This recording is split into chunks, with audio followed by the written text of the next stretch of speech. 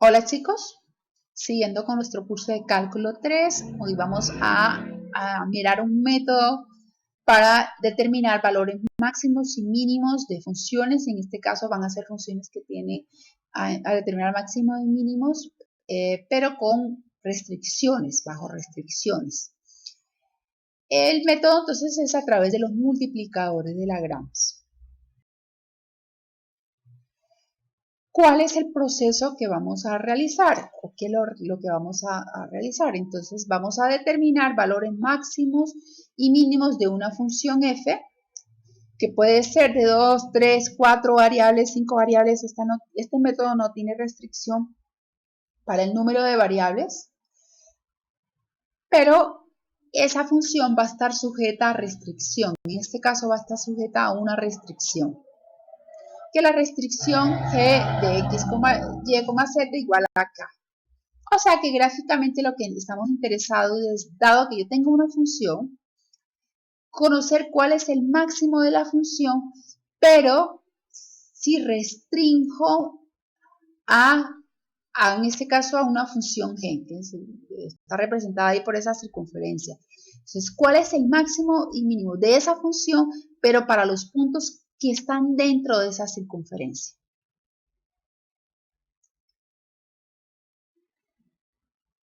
Vamos a mirar un poco los pasos que vamos a seguir para aplicar este método. Lo primero que vamos a hacer es determinar las derivadas parciales de la función, las primeras derivadas parciales de la función, tanto de la función como de la restricción. O sea que vamos a evaluar cuál es la primera derivada de la función de f con respecto a x, y, z. De igual manera, cuáles son las primeras derivadas de mi restricción, que es g, con respecto a x, y y z, porque en este caso lo estoy tomando como si fuese una función de 3 variables. Para el segundo paso vamos a armar nuevamente un sistema de ecuaciones. El sistema de ecuaciones, lo que vamos a hacer es que la derivada de la función con respecto a x la vamos a igualar a lambda por g de x. Me preguntarán, ¿pero qué es lambda? Precisamente ese lambda es un multiplicador, es una variable auxiliar que vamos a requerir para resolver el sistema. Este es el multiplicador de Lagrange, lo llamamos lambda. Hacemos lo mismo con las derivadas de las funciones con respecto a y. F de y lo vamos a igualar a lambda por g de y lo mismo la derivada con respecto a z. Adicionalmente, volvemos, y es importante volver a escribir la restricción que nos hayan dado, la escribimos aquí nuevamente. En este caso, miremos que tenemos 4 ecuaciones y 4 incógnitas. ¿Cuáles son las incógnitas? Los valores de x, y, z que van a corresponder a mis puntos críticos, pero además lambda. O sea que es un sistema coherente, tengo 4 ecuaciones, 4 incógnitas. El sistema de ecuaciones podría ser un poco más complejo que los que hemos resuelto anteriormente, pero en general vamos a darnos cuenta que tampoco tiene mayor dificultad resolver ese sistema de ecuaciones. Luego de tener resuelto, cuando nosotros resolvemos ese sistema, lo que obtenemos son los puntos críticos. Puede ser 1, 2, n, o puede ser que ni siquiera tenga puntos críticos. En ese caso, el ejercicio no tendría solución si no encontramos ningún punto. Y por último, lo que vamos a hacer es todos los puntos que encontremos en el paso anterior, los evaluamos en f, ¿vale? Evaluar f en todos los puntos que encontremos en el paso 2. El mayor, donde nos dé el valor más grande, ese será el máximo, y donde nos dé el valor más pequeño, ese será el mínimo. Si nos dan dos valores iguales, que es el mayor de todos, pues los dos serían máximo. O si nos dan dos valores iguales, pero que sean los más pequeños, pues tendríamos dos mínimos si tienen el mismo valor.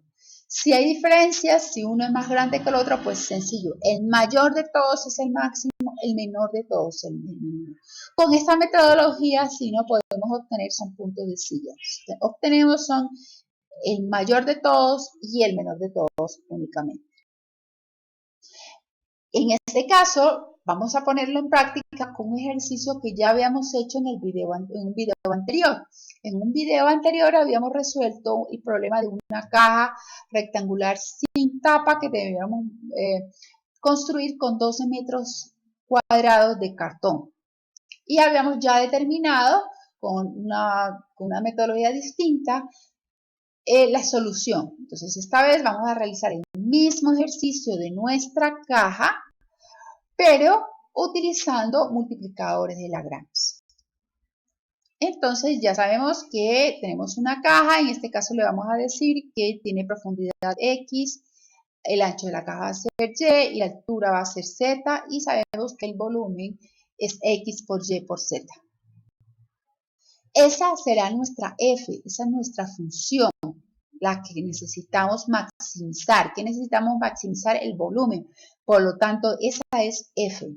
La restricción la están dada por el área que requerimos o que nos dieron para fabricarla, que fueron 12 metros cuadrados. Nuevamente, lo que hacemos es pensar que esa caja está abierta. Seguimos teniendo que la profundidad es X, que el ancho de la caja es Y y que el alto es Z. Calculamos nuevamente el área requerida para la construcción de la caja. Tenemos nuevamente una tapa al frente, una tapa al fondo. Esos dos rectángulos tienen área Y por Z y son 2. El rectángulo que está a la izquierda y el rectángulo que está a la derecha tienen área X por Z y también son 2. Y el rectángulo que está en el centro tiene área X por Y. Y solamente hay, en ese caso es 1 porque nuevamente no hay tapa.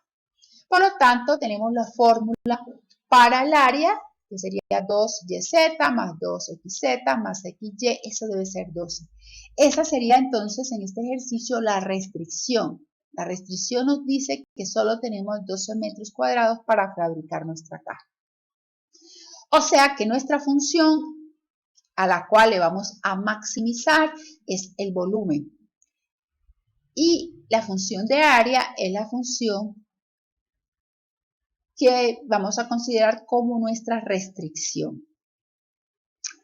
Teniendo ya claro qué es F y qué es G, entonces aplicamos la metodología que les describí en la anterior diapositiva. ¿Qué es lo que hay que hacer? Calcular todas las derivadas de la función de F. Derivamos con respecto a X, la derivada de X es 1, queda YZ. La derivada con respecto a Y es XZ porque la derivada de Y es 1 y similarmente la derivada de la función con respecto a Z es XY, la derivada de Z es 1. También derivamos la restricción G. Con respecto a X, miremos que con respecto a X, 2YZ sería 0. Para el segundo término, la derivada de X es 1, me queda 2YZ. Y la derivada de X por Y es Y porque la derivada de X es 1. De forma similar, derivo con respecto a Y y también derivamos con respecto a Z. Por ejemplo, la derivada de la función G con respecto a Z, del primer término 2YZ me queda 2Y, que la derivada de Z es 1. Del segundo me queda 2X, que la derivada de Z es 1. Y del tercero sería de XY sería 0 porque no hay Z y por lo tanto sería una constante y sería 0. Teniendo las derivadas, armamos nuestro sistema de ecuación. Acordémonos cómo se arma. La derivada de la función con respecto a X, que nos dio YZ, la igualamos a lambda por la derivada de la restricción G con respecto a X. Lo mismo, la derivada de la función F con respecto a Y, lo igualamos a lambda por la derivada de la función G, la restricción, con respecto a Y. De igual forma con Z. Adicionalmente, no hay que olvidarla, colocar aquí la restricción. Este sistema tendríamos que resolverlo. ¿Por cuál método? El método que ustedes mejor consideren. Sustitución, igualación, reducción. En este caso, yo voy a utilizar el método de reducción. De la primera ecuación lo que voy a hacer es multiplicarla por X y la segunda ecuación la voy a multiplicar por y, voy a resolver y voy a restar los dos resultados. Al multiplicar la primera ecuación por x me queda x y z igual, y de una vez resuelvo, multiplico tanto por lambda como por x esos términos de 2z más y. Lo mismo la segunda ecuación, pero esta vez la multiplico por y. Y lo que voy a hacer es restar.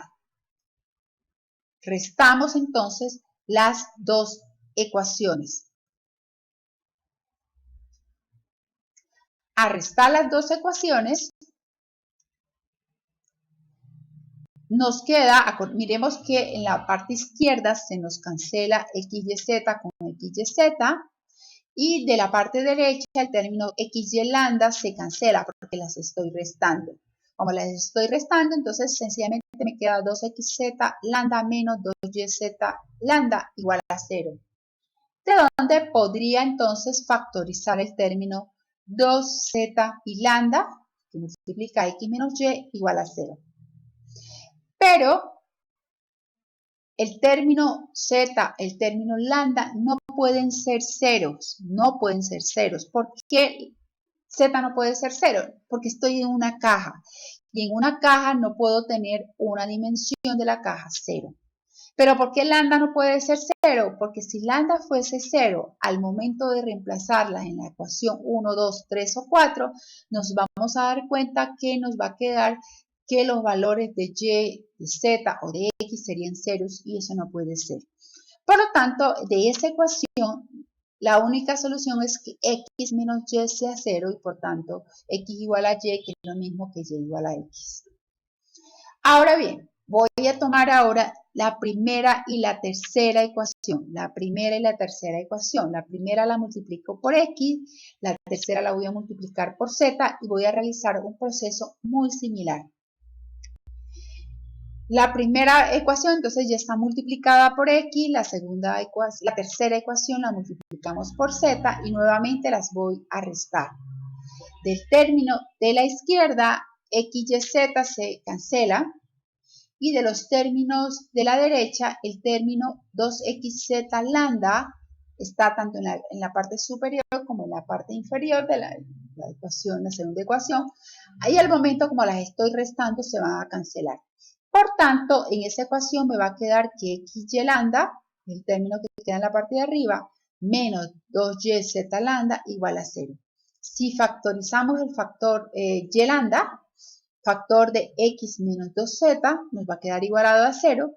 Y nuevamente aquí voy a tener dos opciones. O que y lambda es 0 o que x menos 2z es 0. Pero y lambda no puede ser 0, misma razón que di en la anterior. Y no es 0 porque es una caja, no tendría sentido que el ancho de la caja fuese 0. Por lo tanto, me va a quedar que la única opción es que x menos 2z sea 0. Y de ahí, despejando x, me queda que x igual a 2z, o despejando z, z igual a x medios. Con estas dos últimas ecuaciones que quedaron de estos dos resultados, lo que voy a hacer es reemplazar esos dos resultados en la restricción que me habían dado. O sea que donde está y la voy a reemplazar por x y donde esté z la voy a reemplazar por x medio. ¿Para qué? Para que me quede una ecuación que solo dependa de x y poder encontrar el valor de x. Por lo tanto, me va a quedar 2 por y, pero y vale x, por z, pero z vale x medios. Más 2x por z, pero z vale x medios. Más x por y, pero y vale x, igual a 12. Realizando el proceso, simplificando ese 2, me queda que x cuadrado por x cuadrado más x cuadrado más x cuadrado es 12, o sea 3x2 es 12, o sea que x cuadrado es 4, de donde x vale 2. X vale 2 porque quito el menos 2 porque nuevamente es una caja. Es importante considerar que si este ejercicio no fuese un ejercicio práctico, o sea, que de la vida cotidiana, sino sencillamente fuese un ejercicio matemático, tendríamos también que considerar esos puntos o esos valores negativos. En este, al ser una caja no puedo tener una dimensión de -2. Entonces solamente me quedo con la respuesta positiva, x igual a 2.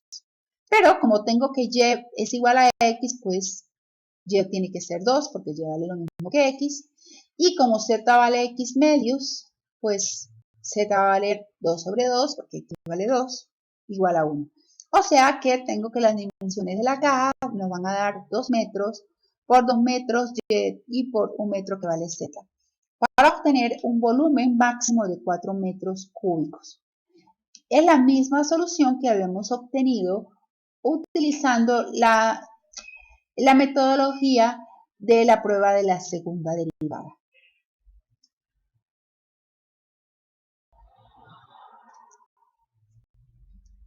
Ahora bien, ¿qué pasa si tengo más de una restricción? En este caso voy a determinar máximos y mínimos de una función f, pero que esta vez está sujeta a 2 restricciones, utilizando la misma metodología. El proceso es bastante similar. Vamos a determinar todas las derivadas tanto de la función como de las 2 restricciones. Luego establecemos el sistema de ecuaciones. La única diferencia que vamos a tener es que como ahora tengo 2 restricciones, vamos a utilizar 2 multiplicadores de Lagrange. En este caso los voy a denominar uno lambda y el otro mu. Lambda va a multiplicar las restricciones que dependan de G, mu la de H, ¿vale? Las derivadas de la restricción H. Armamos el sistema muy similar. Miremos que es todas las derivadas con respecto a y se igualan. La derivada con respecto a y de la función se iguala a lambda por g de y más mu por h de y. Lo mismo para z. Adicionalmente, escribo aquí nuevamente, esta vez 2 restricciones. Miremos que me queda un sistema 5 por 5. ¿Qué significa un sistema 5 por 5? Es un sistema que tiene 5 ecuaciones, como las podemos contar ahí, por 5 variables. ¿Cuáles son las variables? X, Y, Z, lambda y mu. Los valores de lambda y mu, que son nuestros multiplicadores, no se requieren calcular, son variables auxiliares. Si las calculamos está bien, pero si no, no pasaría nada. Nos interesa saber realmente cuáles son los valores de X, Y y Z. Resolvemos el sistema y al resolverlo vamos a encontrar nuestros puntos críticos. Nuevamente evaluamos todos los puntos que hemos obtenido en f, en nuestra función original, y el más grande de todos será el valor máximo y nuevamente el valor más pequeño será el valor mínimo. La metodología es muy similar a la que usábamos con una restricción. Un ejemplo. Entonces vamos a determinar los valores máximos y mínimos de la función. Me dan la función dentro de la curva de intersección y aquí tenemos 2 restricciones. Una es un plano, x menos y más z igual a 1, y la otra es un cilindro, x2 más y2 igual a 1.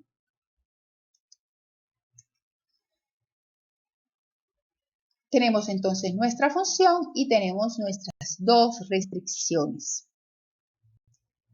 ¿Qué hay que calcular? Todas las derivadas. Derivamos primero f con respecto a x, pues nos va a dar 1, con respecto a y nos va a dar 2 y con respecto a z nos va a dar 3.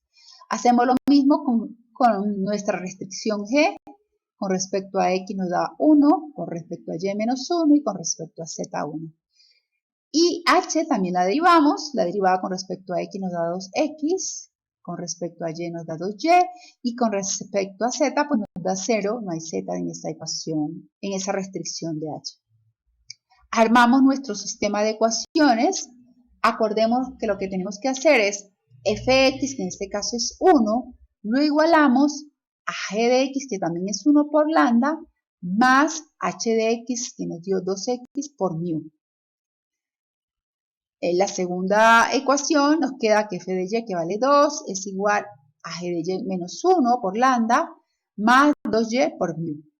La tercera, f de z, que es 3, la igualamos a lambda por g de z, que es 1, por eso simplemente queda lambda, más mu por 0, pues es 0, y solamente me queda que lambda vale 3.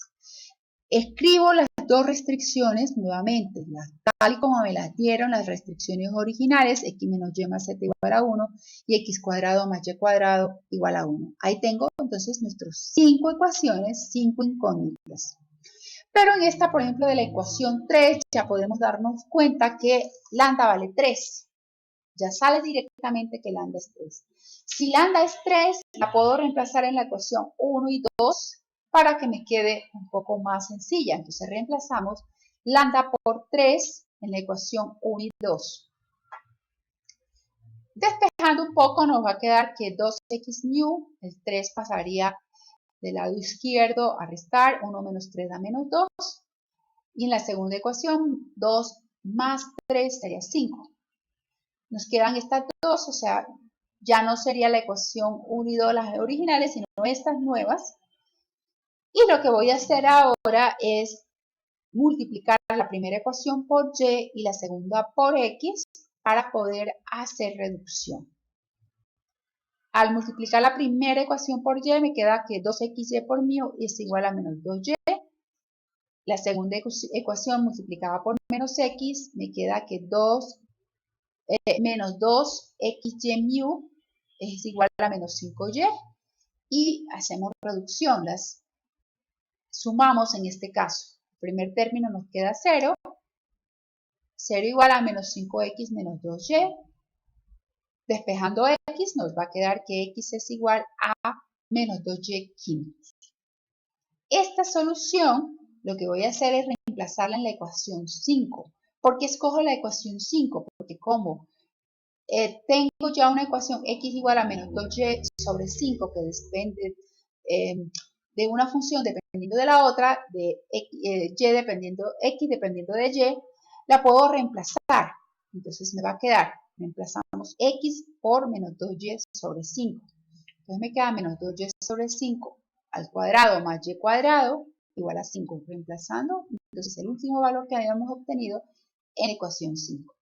Esto significa que, elevando todo al cuadrado, 4y cuadrado sobre 25 más y cuadrado es igual a 1, o que 29 sobre 25 y cuadrado es igual a 1, o sea que y cuadrado es igual a 25 sobre 29, o sea que y es igual a más o menos 5 sobre raíz de 29 si sacamos raíz. Raíz de 25 es 5, raíz de 29 no es exacta, la dejo así indicada. Ahora bien, o sea que tengo dos opciones de y. Un y positivo, 5 sobre raíz de 29, y un y negativo. Si y es positivo, reemplazamos en la ecuación 5 y nos va a quedar entonces que x cuadrado más 25 sobre 29, que es otra cosa que y cuadrado es igual a 1, y despejando x de esa ecuación y sacando raíz, me va a quedar que x es igual a más o menos 2 sobre raíz de 29. Lo mismo, si y vale ahora entonces menos 5 sobre raíz de 29, reemplazando nos va a quedar que x es igual a más o menos 2 sobre raíces de 29. Nos faltaría el valor de c, pues el valor de c lo podemos sacar de nuestro sistema de ecuaciones que habíamos realizado al inicio de la ecuación 4. Si despejando z de la ecuación 4, nos queda que z es igual a 1 menos x más y. Como ya conocemos x y y, la podemos reemplazar y obtener z. Tenemos que tener cuidado aquí para encontrar los puntos. Tenemos que partir, por ejemplo, si x tiene un valor positivo de 12 sobre raíces de 29 y y tiene un valor también positivo, 5 sobre raíces de 29, lo reemplazamos en la ecuación de z y encontramos cuánto es el valor de z cuando x y y tienen esos valores. Lo mismo vamos haciendo para cada una de las combinaciones. La otra combinación puede ser que x sea la positiva y la negativa. Tercera opción, que x sea negativo y negativo. Y positivo, perdón, y la cuarta opción que las dos sean negativas. Para cada uno encontramos el valor de z Por lo tanto, tenemos 4 posibles opciones de valores máximos y mínimos. ¿Qué vamos a hacer? Evaluar f. ¿Cuál es f? Acordémonos, la f original. X más 2y más 3z. Esa es nuestra función original. Reemplazamos x por lo que vale, y por lo que vale, z por lo que vale. Y evaluamos f. Nos dan esos 4 valores. El mayor de todos esos valores es el máximo. Y el menor de todos esos valores es el mínimo. Y con ese entonces terminaríamos el ejercicio.